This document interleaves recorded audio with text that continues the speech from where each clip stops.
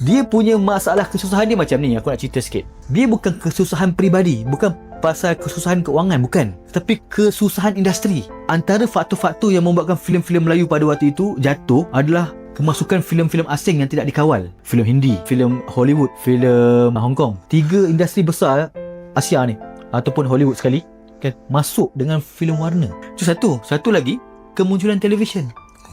Maksudnya pada waktu itu masyarakat ada pilihan. Sama ada kau nak tengok wayang ataupun kau nak tengok TV. Jadi orang boleh je saja tak nak pergi panggung. Orang boleh saja tengok kat TV. Itu satu. Satu lagi, pada waktu itu ni lewat 60-an ni, irama pop yeye sedang berkembang. P.Ramlee masih lagi irama asli. So irama-irama yang ada elemen-elemen macam tu kan, The Beatles semua kan, itu yang membuatkan orang cakap masyarakat ataupun anak-anak muda zaman tu lebih cenderung ke arah muzik-muzik yang begitu kan. Jadi muzik P.Ramlee ni masih lagi asli Melayu. Sebab itu ada satu video P.Ramlee cakap pasal muzik makanan. Jati diri anak-anak kita, dia kata kan, terapkan muzik-muzik Melayu ni dalam dada anak-anak kita kan. Dia bagi tahu tu. Dia bagi tahu Tommy. Kau tahu tak kat mana dia bagi tahu tu? Kat mana tu? Mesti Melaya.